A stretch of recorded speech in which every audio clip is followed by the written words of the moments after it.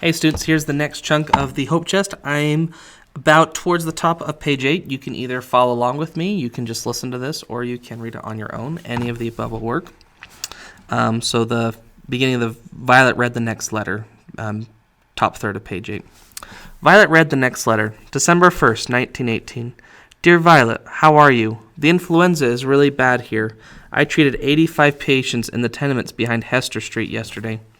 I start at the bottom of one building and work my way to the top, calling on patients, and then I get to the roof and I step across onto the next building and work my way down.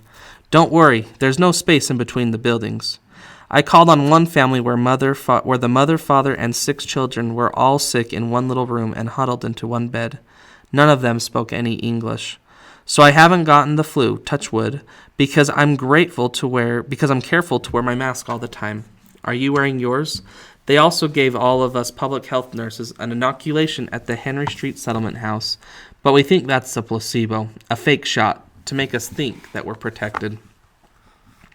The other night I had a funny accident. I was coming home in the dark after seeing 107 patients, and I crashed right into a young man carrying a shovel. We both went sprawling into the gutter, which was not exactly clean. I guess there are still more horses than motor cars in New York. It turned out the fellow had been digging graves, which is a pretty big job these days. Anyway, he was very polite and forgiving and walked me home. Please write and let me know how you're doing. I think about you all the time. Love, Chloe. That letter started stupid tears in Violet's eyes again, and she dashed them away with the sleeve of her midi blouse. She thought about Chloe all the time, too. So that was what Chloe was doing, being a public health nurse.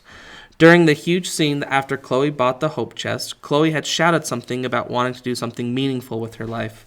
Mother had cried and asked her what wasn't meaningful about marrying an up-and-coming man like Mr. Russell, or was it Mr. Rice, and having beautiful babies. Violet, listening on the stairs, had known just what Chloe meant. At school, Violet's class was knitting squares to make blankets for French war orphans.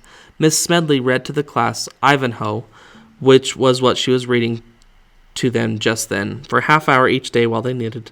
And although Miss Smedley tried to make a game of it by keeping score of who knitted more squares, the boys or the girls, to Violet, knitting those squares had seemed like the most important thing she had done in her whole life. She felt as though she were part of something huge, something vital, and something that involved the whole world, or at least much more of the world than she had ever seen. Mr. Rice, or was it Mr. Russell, had no very high opinion of women working or voting or doing anything interesting. Both Mr. R's worked for Father at the bank, and they still came to Sunday dinner every week, even though Chloe was no longer around for either of them to marry. Last Sunday, they'd try to outdo each other, making jokes about women voting. Can you imagine if women were actually allowed to vote? Mr. Russell had said.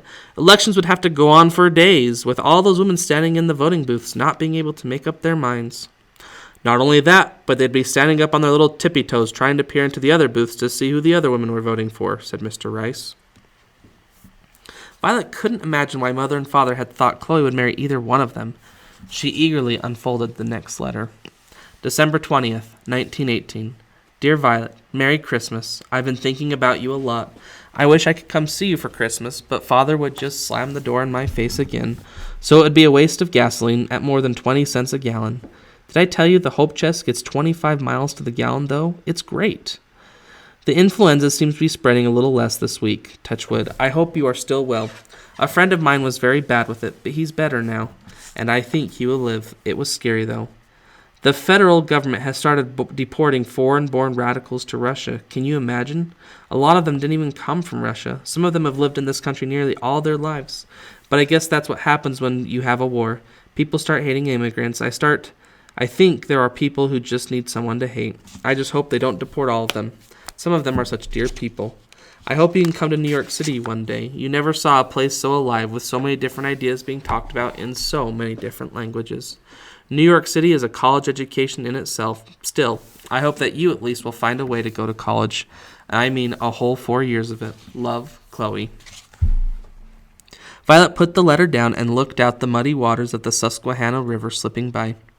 Chloe made what their mother had always called the wrong sort of people sound really interesting, which Violet had always suspected they might be.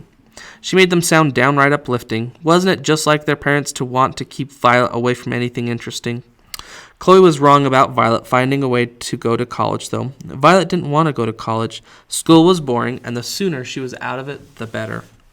Besides, Father was against college for girls. The next thing in the pile wasn't a letter, but a slender, tin-framed snapshot.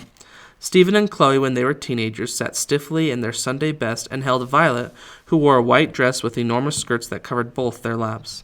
She had been a plain baby, Violet thought, just like she'd been a plain girl, with straight brown hair that never curled and never would, and a snub nose and ordinary brown eyes. Mother must have stuck the picture into the pile of letters, but why? So that she would remember what Chloe had looked like, or that she was trying to hide Chloe so she could forget her. January 15th, 1919. Dear Violet, Happy New Year! I would have written sooner, but there have been some bad relapses and flu cases, as well as some other things that have been keeping me very busy. I hope you are thinking about what I said about college. I know it seems far away when you are in 4th grade. College arms you to fight the great battles. I learned that from Miss Lillian Wald. She's the founder of the Henry Street Settlement House where I'm doing my nurse training. She invented public health nursing, you know. She says the influenza has been a baptism by fire for all of her trainees. I hope I never see anything worse. Speaking of battles, it looks as though Congress is going to take up the Susan B. Anthony Amendment when it reconvenes. That's the amendment poor Miss Anthony wrote back in 1878. Congress voted it down back then to think women could have gotten the vote 40 years ago. It needs 2/3 vote of both houses of Congress to pass, which means it's going to be a huge knockdown, drag-out fight. And Congress has defeated it before. If they do pass it, it will go to the United States for ratification, and then it will be part of the U.S. Constitution. Part of me really wants to go to Washington to help Miss Alice Paul and the National Women's Party work for that amendment, but I also want to stay here and finish my nurse's training, especially now that my baptism by fire is over. Touch wood and cross fingers. There are other things that make me want to stay in New York too, but a woman shouldn't let herself be ruled by those sorts of things. Love, Chloe. Violet couldn't figure out what the last 2 sentences of that letter meant. Chloe's life in New York sounded thrilling. Violet imagined Chloe climbing up and down towering tenement buildings, risking death by influenza or falling off a roof to bring help and hope to hundreds of suffering people. It sounded a lot more exciting than marrying any of the Mr. R's. One of the Mr. R's. Violet eagerly opened the next letter. February 18th, 1919. Dear Violet, you still haven't written me back. I hope you're not still angry with me for leaving. You know, I really couldn't do anything else. I didn't want to marry Mr. Russell or anyone else they found, or whoever else they found for me, and turn into a good little helpmeet, hosting dinner parties and having babies and never having a thought or idea or dream of my own. I wonder if Mother had ever had a dream before she married Father. Well, it's too late for me to ask her now. Last week I drove the Hope Chest out to Long Island with some girls from one of the worst tenements on Hester Street. None of them had ever seen an open field before. They couldn't believe all the space. I wish you could have been with us. The Hope Chest got 2 flat tires, one on the way there and one on the way back. But fortunately, a friend of mine showed me how to patch them myself. Everyone agrees that a lady motorist should know how to change a tire, but considering how often they burst, I'm glad I know how to patch them now as well. Some people think that us suffragists, or is it we suffragists, hate men, but that's not at all true. Lots of men are really nice, like my friend that showed me how to patch tires. There's a difference between liking men and wanting to have them run your whole life. Well, that's neither here nor there. I hope you are getting along all right.